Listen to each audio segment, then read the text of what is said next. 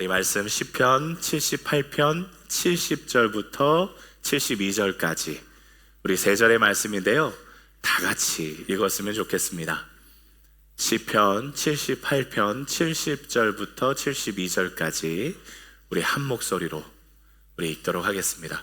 우리 개인 성경을 가지고 계신 분들은 이 구절이 참 특이한 구절입니다.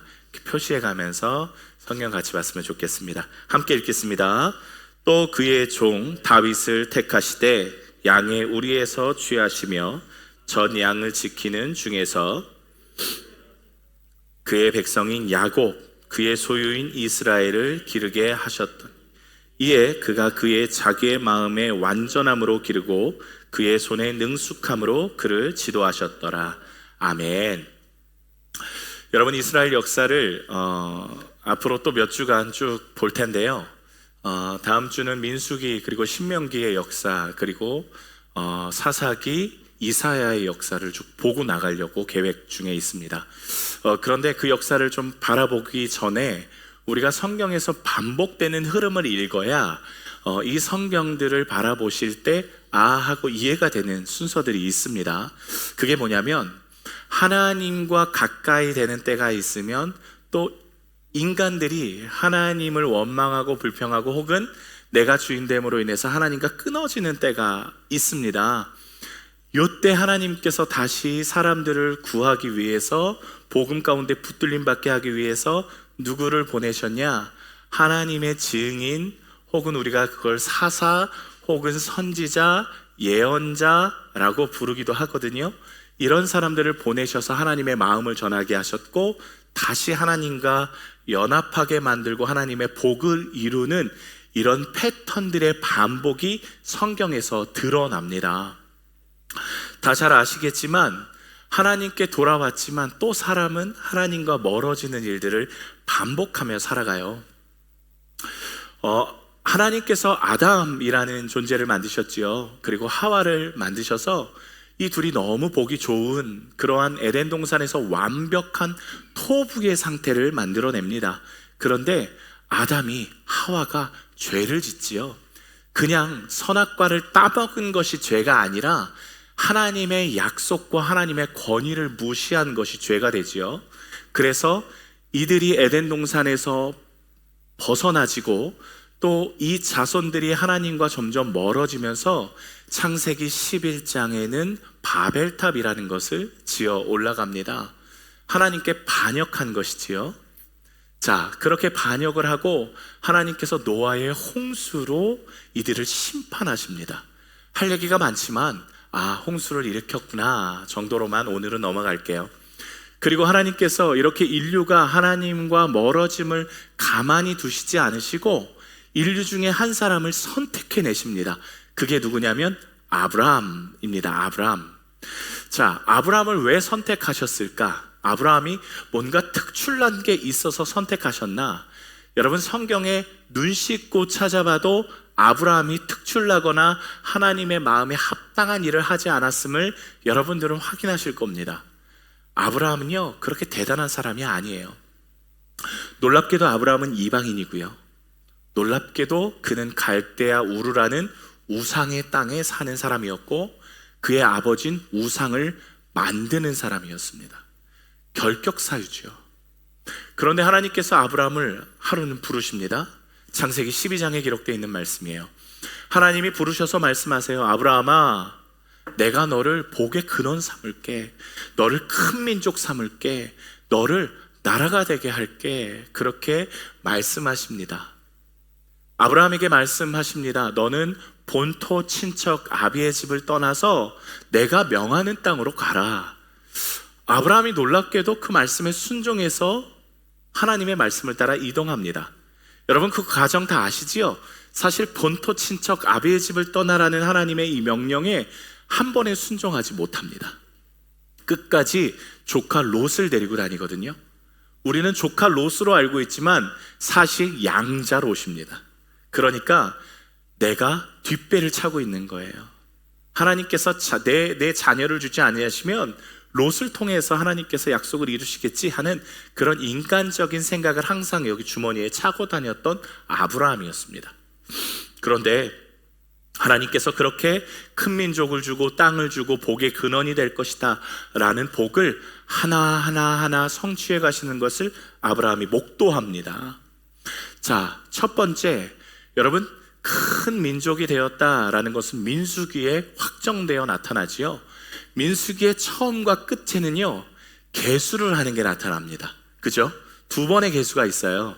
첫 번째에도 60만 명의 장정이 기록되어 있고요, 두 번째에도 60만 명의 장정이 기록되어 있습니다. 이것은 하나님께서 민수기를 통해서 큰 민족을 이루시겠다라는 약속의 성취가 이루어졌다라는 의미를 갖고 있어요.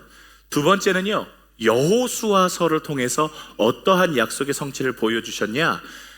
땅의 성취를 보여주세요.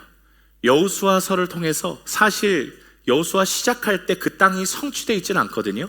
하지만 하나하나 여리고부터 시작해서 아이성으로 해서 모든 가나안 땅을 정복해 나가는 일들을 여호수아서를 통해서 보여주시며, 땅도 성취되었다라는 것을 확인할 수 있지요. 그러면 이제 뭐가 남았을까요? 아브라함과 이삭과 야곱에게 하신 언약 중에 한 가지가 남아 있습니다. 그게 뭘까요? 복의 근원의 성취가 이루어져야 됩니다. 사실 여러분, 복의 근원의 성취가 이루어졌다면 사사기는 성경에 없어야 됐습니다. 이 말이 뭐냐? 사사기는 어떤 기록이냐면 하나님의 복의 성취를 이루시고자 하셨는데 인간들이 불순종함으로 인해서 어떠한 일들이 일어나냐? 하나님과 멀어지면 사사를 보내셔서 다시 가까워지게, 멀어지면 또 다시 가까워지게 하는 이런 반복적인 패턴을 사사기에 보여주고 있어요. 그런데 여러분, 사사기에 보면요, 사사들이 기록되어 있는데요, 그 사사들 중에 멀쩡한 사람이 있었을까요? 없었을까요? 사사기 중에 여러분, 입다 대사사거든요. 입다라는 사람 혹시 어떤 일을 했는지 아세요? 전쟁을 펼쳐서 승리했습니다. 그런데 그 승리의 기도 가운데 어떤 기도를 했냐면, 내가 전쟁에서 승리하고 돌아오면 하나님, 제가 처음 눈으로 본 그 사람을 제가 인신제사 드리겠습니다. 그렇게 기도하죠. 그리고 처음 본 사람이 누굴까요? 입다의 딸이에요. 딸로 인신제사를 드렸다 안 드렸다 논쟁이 많지만 사실 이게 뭘 보여주냐면, 이 인신제사를 드렸다 안 드렸다를 논하기 위한 책이 아니라 사사기는요, 사사마저 하나님의 말씀을 잘 몰랐다라는 것을 보여주고 있는 거예요. 여러분, 우리 사사기에서 제일 유명한 혹시 사사 누군지 아시죠? 누굴까요? 기드온을 이야기하시는 분도 있고 삼손을 이야기하시는 분도 있고, 두 사람 다 온전한 사람이었나요? 두 사람 다 온전하지 않았어요. 기드온은요, 겁쟁이 중에 겁쟁이였습니다. 겁쟁이, 포도주 틀 안에서 타작을 하는 인간이 어디 있습니까? 숨어서요. 자, 삼손은요, 삼손도 온전한 하나님의 사람이었죠? 그는 나실인이었고 포도로 된 것을 먹지 않아야 하는데 그가 어떤 삶을 살았을까요? 나실인으로선 전혀 할 수 없는 일들만 골라서 했던 사람이지요. 우리는 사사기를 보면서 이런 궁금증을 갖습니다. 삼손이 구원을 받았나 못 받았나, 그죠? 이런 거 많이 논하시잖아요. 근데 구원 받았을까요? 못 받았을까요? 이양 이렇게 된 거 한번 보죠. 구원 받았나요? 못 받았나요? 제임자매 구원 받았나요? 못 받았나요? 받았어요? 솔로몬 집사님 받았을까요? 못 받았을까요? 받았을 것 같습니까? 솔로몬의 지혜가 있으시니까. 여러분, 성경 어디에도 솔로몬이 구원받았다라는 기록이 있나요? 없나요? 있어요? 없어요? 재혼을 시킬까봐. 자, 없어요. 그죠? 구원 받았다 이렇게는 없습니다. 그러면 구원 못 받았다라는 기록이 있을까요? 없을까요? 그것도 없습니다. 사사기에서 말하고 싶은 건 솔로몬이 구원을 받았다 못 받았다가 아니고요, 사사기를 통해 이야기하고 싶은 건 뭐냐면, 하나님의 사사들조차, 하나님의 그 민족의 지도자들조차 하나님의 기준에 합당한 삶을 살지 못했다라는 말을 하고 싶었던 거예요. 하나님의 음성을 듣고 하나님의 말씀을 알고 하나님의 뜻대로 살아야 되는 사람들조차 하양평준화가 돼서 하나님의 백성답게 함께 살지 못했던 그 이스라엘의 현실을 보여주는 그야말로 이스라엘 평가서라는 거예요, 사사기는요. 그러면 여러분, 어떤 일들이 일어날까요? 하나님의 말씀을 듣는 사람조차 하나님의 말씀대로 살지 않았다. 그럼 이스라엘 백성들은 어땠을까요? 네, 마찬가지로 하나님의 백성답게 살지 못했다라는 걸 보여주는 거예요. 하나님께서요, 왕을 세우고 싶어 하셨나요? 아니면 왕을 세우고 싶지 않아 하셨나요? 왕을 세우고 싶지 않아 하셨어요. 하나님은요, 사사가 세워지는 동안에도 이들에게 왕이 필요 없다라고 하셨어요. 그런데 하나님께서요, 사사 마지막에 사무엘에게 그러하세요. 야, 그냥 세워줘라. 야, 그냥 사무엘이요, 하나님 왕 세우는 거 하나님의 뜻 아니잖아요 라고 하는데요, 하나님께서요, 야, 그냥 세워줘라, 됐다 하고 왕을 세웁니다. 왜 그러할 수밖에 없었을까요? 사사는요, 12지파에 나눠진 상태에서 한 지파의 리더였거든요. 힘이 없던 거예요. 그래서 하나님의 계획은 큰 빅피처는 뭐였냐면, 그러면 이스라엘 전체에서 신실한 사람을 세워서 이 나라 전체를 경건하게 만들어야 되겠다라는 생각으로 바꾸세요. 그래서 세워진 게 누구였나요? 첫 번째 왕 사울이었습니다. 여러분, 사울도 처음에는 꽤나 잘 나갔습니다. 그렇죠? 사울도 꽤나 신실했고요, 사울도요, 하나님의 영에 감동되어서 예언을 하며 하나님의 마음을 잘 세웠던 왕이었어요. 그런데 안타깝게도 블레셋과 엘라 골짜기에서 싸움을 할 때 사울이 하나님을 배신하는 일이 일어납니다. 어떤 일이었나요? 블레셋과 전쟁을 하는데 블레셋이 워낙 유리한 상태에서 이스라엘의 전쟁의 조건은 뭐였냐면 예배 드리고 전쟁하는 거였습니다. 그런데 사무엘이 안 와요. 제사장이 안 와요. 그래서 어떻게 했나요? 네, 사울이 예배를 집도합니다.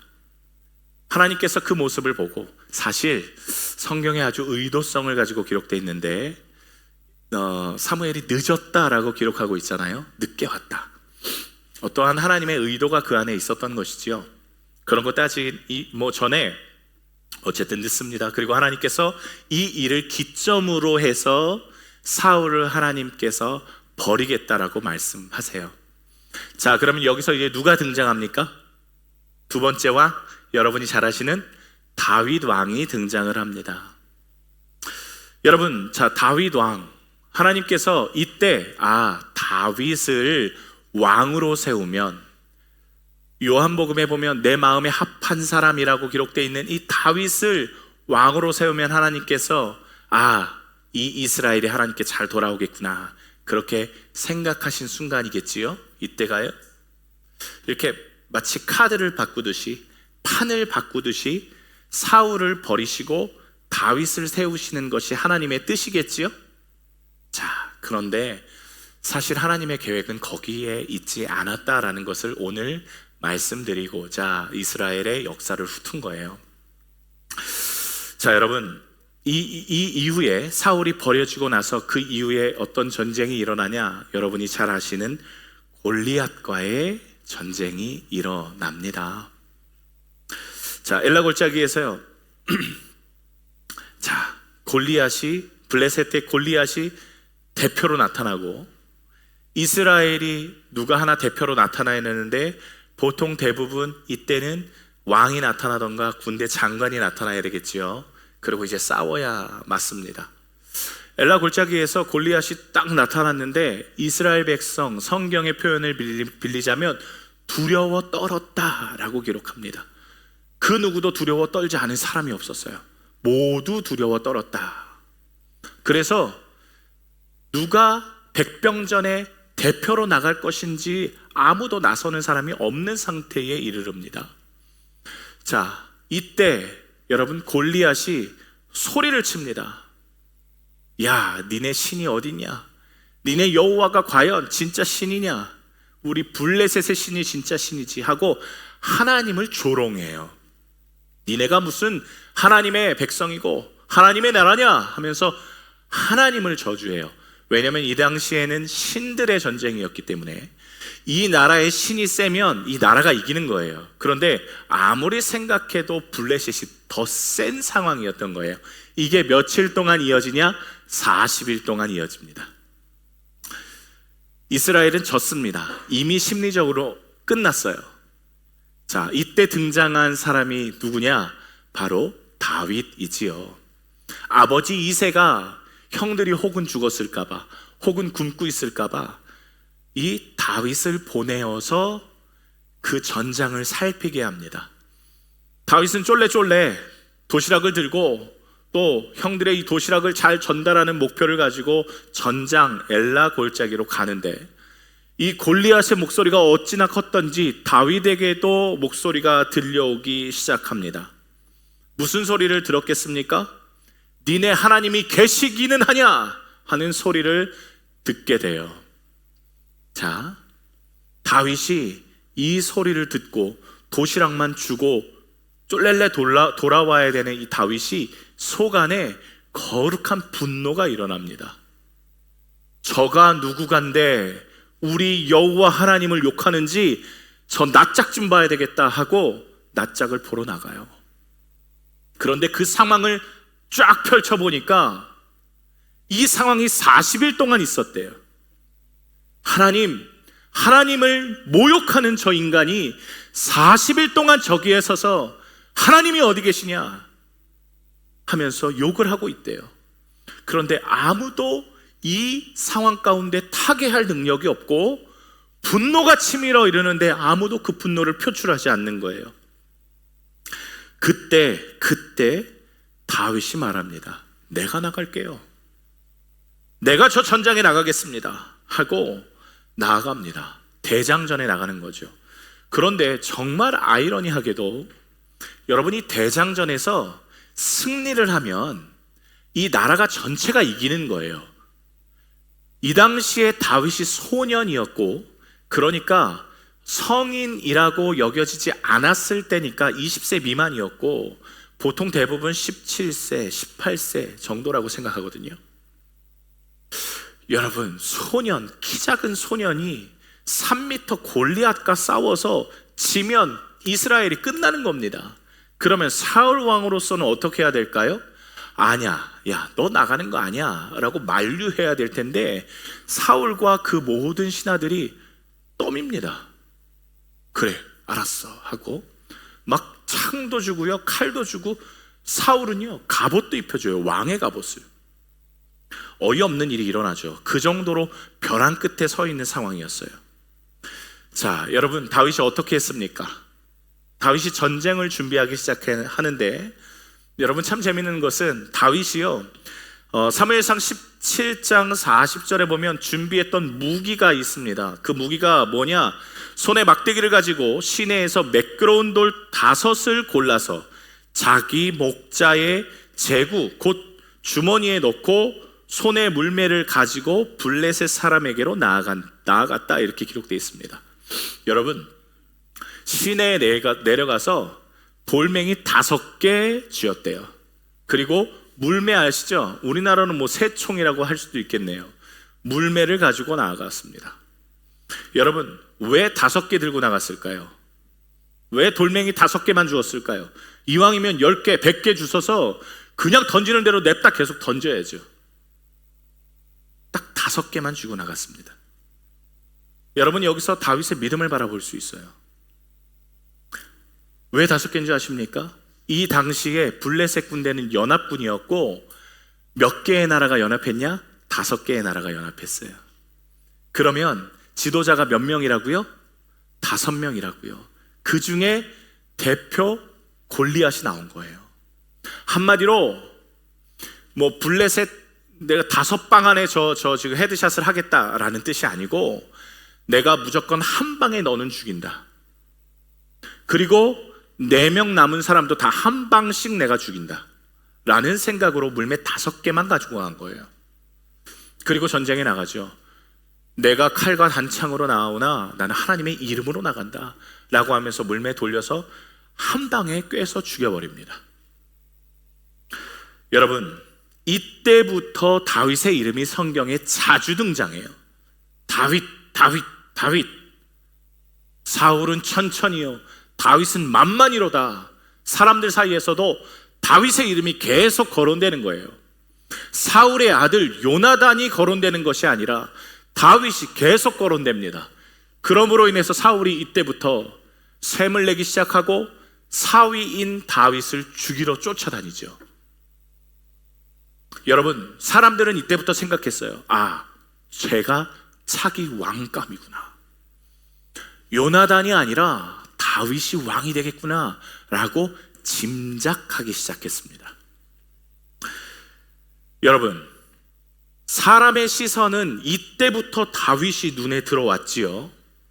그런데 하나님이 다윗을 왕으로 세워야 되겠다라고 결정하신 때는 언제였을까요? 물매 5개 쥐었을 때, 골리앗을 이마를 딱 꿰뚫었을 때, 아, 저놈이 왕이 돼야 되겠다, 그렇게 결정하셨을까요? 오늘 성경 말씀은 그게 아니라는 거예요. 하나님의 선택의 기준은 물매를 한 방에 이마에 꿰 수 있는 능력 때문에 선택하지 않으셨다라는 것을 오늘 말하고 있는 거예요. 그게 어디냐? 시편 78편 70절로 72절의 말씀에 기록이 되어 있습니다. 여러분, 70절 71절 우리 같이 한번 다시 읽어볼게요. 시작. 또 그의 종 다윗을 택하시되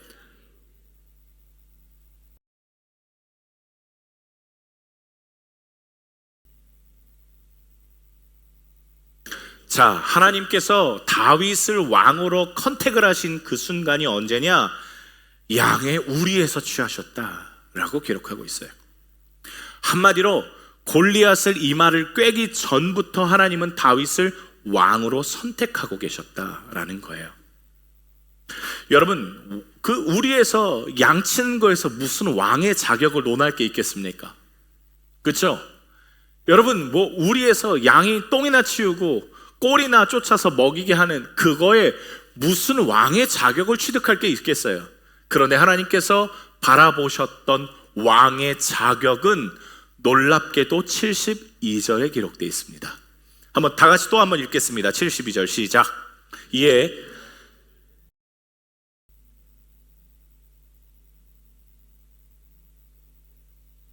마음의 완전함과 손의 능숙함이 하나님께서 다윗을 왕으로 선택하신 이유라고 기록합니다. 마음의 완전함과 손의 능숙함. 여러분이 마음의 완전함을 원어로 해석해 보면 이런 거예요. 한결같은 마음, 벗어나지 않는 마음, 변하지 않는 마음이라고 하는 거예요. 자, 손의 능숙함은 원어로는 행동 혹은 재능을 말합니다. 한마디로 다윗의 행동이 하나님의 뜻에서 벗어나지 않았다라는 거예요. 다윗의 모든 재능이 하나님이 바라보시기에 앞뒤가 다르지 않았다라는 거예요. 다윗이 열심히 양을 치는 그 순간에도 그 하나님이 원하시는 모든 행동 가운데 벗어난 적이 없었다라는 거예요. 늘 한결같았다. 사람이 많은 곳에서나 다윗 혼자 있는 광야에서나 이 다윗의 행동이 변함이 없었대요. 수많은 사람이 있는 성전에서나 광야 혼자 있는 그 골방에서 다윗의 말이 다르지 않았다라는 거예요. 한결같았다. 지금으로 말하면 뭘까요? 우리가 지금 예배하고 있는 이 성전에서나 여러분이 일하고 있는 일터에서나 학교에서나 가정에서나 다르지 않았다라는 겁니다. 여러분은 우리 교회 2층에 흡연실이 있는 거 알고 계십니까? 흡연실, 우리 교회 2층에 베란다에 흡연실 이렇게 붙어 있지는 않지만 제가 그걸 늘 흡연실이라고 부릅니다. 우리 청년들이요, 오는 청년들 중에 흡연하는 청년들이 있어요. 그러면 밥을 먹고요, 제가 이렇게 인사하러 나가면 청년들이요, 목사님 잠깐 어디 좀 갔다 올게요. 그리고 저 큰 길 어디 저 구석진 데로 가서 뭐 하고 올까요? 뭐 하고 올까요? 네, 식구땡, 전문 용어로 식구땡이라고 하죠. 흡연을 하고 와요. 그러면 제가 이야기합니다. 야, 우리 교회 2층에 흡연실이 있어. 거기 가서 담배 펴. 제가 그렇게 얘기합니다. 2층에 베란다 거기 우리 흡연실이야. 내가 재떨이라도 놔줄게. 거기서 담배 펴. 그렇게 이야기합니다. 여러분, 세상에 교회에 흡연실 있고 재떨이 있는 교회 들어보셨습니까? 여러분, 우리 교회가 그런 교회입니다. 근데 이 친구들이 제가 그렇게 안내했는데도 불구하고 절대로 거기서 흡연하지 않아요. 왜일까요? 왜일까요? 교회에서 흡연하면 불편하거든요. 불편하죠. 제가요, 이 친구들 담뱃불도 가끔, 제가 한국에서 사역할 때는 담뱃불도 자주 붙여줬어요. 그러면 담뱃불을 어떻게 붙이냐 막 난리가 납니다. 목사님 제가 할게요. 그러면서 도망갑니다. 불편하지요. 교회에서 어떻게 담배를 핍니까? 불편하지요. 여러분, 앞 뒤가 다른 거예요. 저기선 할 수 있는데 여기선 못하는 거예요. 다른 거죠. 제가 인도에 갔었던 때에 어떤 가정에 머물렀던 적이 있습니다. 호텔 좀 잡아달라 그랬는데 여기서 자라고 하면서 자기 아들을 다른 데 재우고 자기 아들 방을 내주시더라고요. 내 집같이 지내세요. 3일 동안 내 집같이 지내세요. 자, 그러면 오케이, 내 집같이 지낸다고? 여러분, 제가 제 집에서 어떻게 지내는지 말하면 깜짝 놀라실걸요? 뭐 옷이 어디 있습니까? 그냥 내 집인데요. 제가 만약에 그 말을 순순히 믿고 내 집같이 지내라고 하고 제 집같이 지냈으면 어떤 일이 일어날까요? 빨리 나가세요. 이런 일들이 일어날 거예요. 빨리. 다른 거죠. 우리의 모습도 불편하고 다른데 다윗은요, 하나님 앞에서나 사람 앞에서나 광야에 혼자 있을 때나 성전에 있을 때 다르지 않음을 하나님이 보시고 얘가 왕이 되면 되겠다라고 생각하셨다라는 거예요. 양을 치는데 양을 치는 모습 속에서 다윗이 이스라엘을 경영하면 되겠다 결정하셨대요. 여러분, 이 양치는 목동이 얼마나 현실적이고 그의 결과가 적나라하게 드러나는 줄 아십니까? 송구영시 때가 아니라 성탄절 때 한번 말씀드렸죠. 여러분, 이스라엘의 목동을 취할 때 이런 방식을 가지고 있습니다. 한 마을에 모두 다 양을 치러 갈 수 없으니까 제비를 뽑아요. 그 중에 한 사람이 뽑히면 그 사람이 한 시즌당 목동이 되어주는 거예요. 그렇게 옆집 양, 앞집 양, 뒷집 양, 내 양 할 거 없이 다 모아다가 이 사람이 양을 끌고 나갑니다. 꼴을 찾아 나가는 거예요. 자, 그런데 여러분, 꼴을 찾아 나가는 사람은 자기가 농사 지을 수 없으니 어떤 일이 일어날까요? 양을 맡기는 사람마다 양의 머릿수대로 돈을 줍니다. 자, 수고비를 주는 거예요. 그게 여러분 삭군인 거예요. 삭군 목자가 그 뜻입니다. 돈을 받지요. 자, 그런데 생각해 보세요. 여러분, 내 양도 데리고 나가고 옆집 양, 뒷집 양, 앞집 양, 밑에 집 양, 위에 집 양 다 데리고 나갑니다. 그런데 내 양이 늑대에게 물려가요. 어떤 일이 일어날까요? 사정없이 쫓아갑니다. 어디 내 양을 물고 가 하고 그냥 물매로 그냥 대갈박하게 아구창에 있는 양까지 끌어내야죠. 그죠? 그런데 뒷집 양을 늑대가 끌고 가요. 어떤 일이 일어날까요? 생명 다해 쫓아가서 아구창까지 있는 양을 끌어낼까요? 안 끌어낼까요? 대부분 그렇게 하지 않았습니다. 왜요? 내 생명이 귀하니까. 양 한 마리 정도 줄 수 있어. 그런데 내 양을 끌고 가면 상황이 다른 거예요. 내 양을 저 이리가 끌고 간다? 끝까지 쫓아가서 양이 하물며 물려 죽었더라도 그 입에서 그 양을 끄집어내서 데리고 옵니다. 왜? 내 양이니까. 그래서 그 시즌이 끝나고 마을로 돌아오잖아요.